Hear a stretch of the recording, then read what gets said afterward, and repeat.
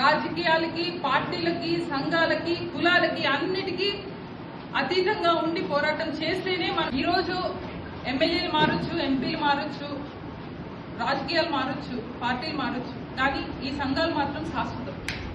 మీ అందరూ కూడా ఇంతే ఐకమత్యంగా ఉండి అందరూ కలిసికట్టుగా చేసి నేను కూడా మీ అందరితో ఉండి రాజకీయాలకి, పార్టీలకి అతీతంగా నేను మీ అందరితో పనిచేస్తానని చెప్పి మాటిస్తున్నాను.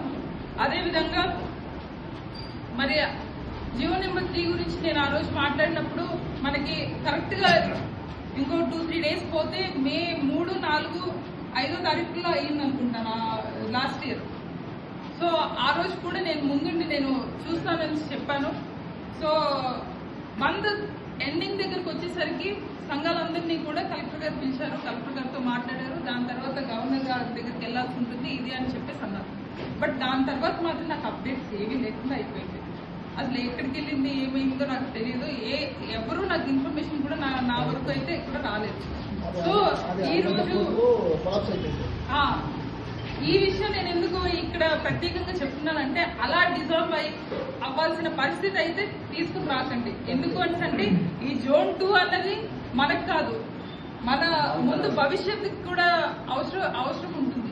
ఎందుకు అంటే మనం ఉద్యోగాలు చేస్తున్నాం, రాజకీయాల్లో మేము ఉన్నాం, అయిపోయింది, మన టర్మ్స్ అయిపోయింది. కానీ మన పిల్లలు బాగుండాలి, వాళ్ళ భవిష్యత్తు బాగుండాలి అని అంటే ఏఎస్ఆర్ని ఖచ్చితంగా జోన్ 1లోనే ఉండాల్సిన పరిస్థితులు ఉన్నాయి. కాబట్టి ఈ రోజు మనం ఒక పోరాటం చేసాము, ఒక ఇష్యూ మీద మనం ఫైట్ చేస్తున్నాము అని అంటే దాని మీద అందరూ కూడా ఐకమత్యంగా ఉండాలి. రాజకీయాలకి, పార్టీలకి, సంఘాలకి, కులాలకి అన్నిటికీ అతీతంగా ఉండి పోరాటం చేస్తేనే మనం ఈ రోజు ఏఎస్ఆర్ని జోన్ 1లో తీసుకుని వచ్చే పరిస్థితి మనకు ఉంది. కాబట్టి ఆ రోజు జీవో నెంబర్ 3ని ఎలా అయితే ఎంత పోరాటం చేసినా మాత్రం వదిలేసి ఎవరి మట్టుకు ఆలోచిస్తారో అలా మాత్రం చేయకండి అని చెప్పి నా సిన్సియర్ రిక్వెస్ట్ ఇది. ఈరోజు జోన్ 2 గురించి మనం ఇన్ని అంశాలున్నా కూడా మరీ ముఖ్యంగా మనం జోన్ 2 గురించే మనం మాట్లాడుకుంటున్నాం. కాబట్టి దాని గురించి మనం ఈ రోజు నుండి పోరాటం స్టార్ట్ చేద్దాం. ఆ షెడ్యూల్ అన్ని కూడా మీరు అన్నట్టు ఒకేసారి కాకుండా స్టెప్ బై స్టెప్ వేసుకుంటే వీళ్ళు ఏదో చేస్తారు అన్న భయం కూడా ఉంటుంది. కాబట్టి ఖచ్చితంగా మనకి రిజల్ట్ అయితే మనకు వస్తుంది.